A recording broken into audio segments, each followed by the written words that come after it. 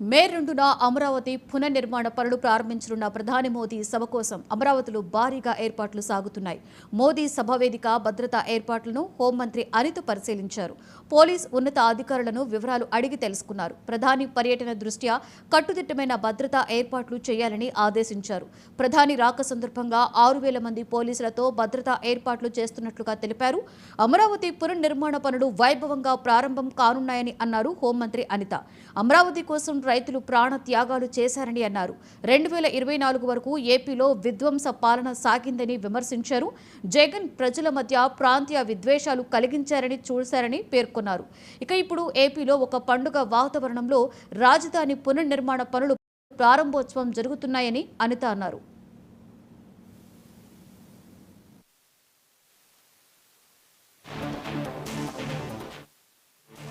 మే 2వ తారీఖున గౌరవ ప్రధానమంత్రి గారు నరేంద్ర మోడీ గారు అమరావతి పునర్నిర్మాణ శంకుస్థాపనకి మన అమరావతి రావడం నిజంగా ఒక శుభపరిణామం కింద భావించాలి.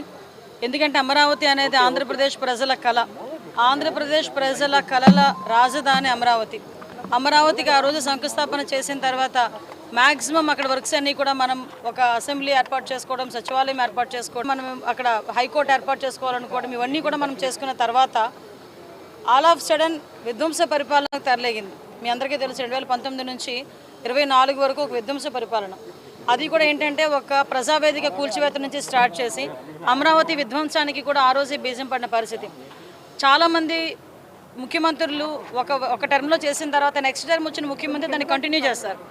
కానీ గౌరవ చంద్రబాబు నాయుడు గారు ఆ రోజు అమరావతి మన రాష్ట్ర రాజధాని కింద అసెంబ్లీలో డిక్లేర్ చేసిన తర్వాత ఆ రోజు కూడా అప్పటి ప్రతిపక్షంలో ఉన్న జగన్మోహన్ రెడ్డి ఓకే అయిన తర్వాత కూడా అమరావతిని మ్యాక్సిమం బయటకు వచ్చిన తర్వాత 3 రాజధానులు అని చెప్పి ఒక కొత్త కథకి తెరలేపి ఓవరాల్గా ప్రాంతీయ విద్వేషాలు రెచ్చగొట్టడానికి ట్రై చేశారు. కానీ అమరావతి ప్రజలు కానీ ఆంధ్రప్రదేశ్ రాష్ట్ర ప్రజలకి కూడా అమరావతి రాజధానిగా ఉండాలి ఒక సెంటిమెంట్గా భావించుకొని వైజాగ్ ప్రజలు సైతం కూడా అమరావతి రాజధానిగా రావాలని కోరుకునే పరిస్థితి కనిపించింది.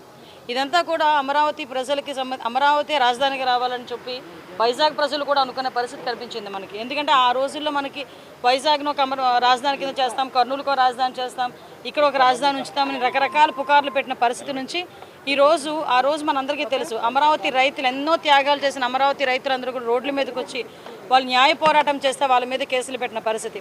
ఆఖరికి అమరావతి రైతుల మీద ఎస్సీల మీద అట్రాసిటీ కేసులు పెట్టుకున్న పరిస్థితి. అమరావతిని చూడటానికి వస్తామని చెప్పి గౌరవ ముఖ్యమంత్రి చంద్రబాబు నాయుడు గారు ప్రతిపక్షంలో ఉండేటప్పుడు ఒక బస్సు యాత్ర చేస్తే బస్సు మీద రాళ్ళు రువించిన పరిస్థితి. అదేంటని అడిగితే భావస్వేచ్ఛ ప్రకటన అని ఒక పోలీస్ ఆఫీసర్ చేత పలికించిన మాటలు.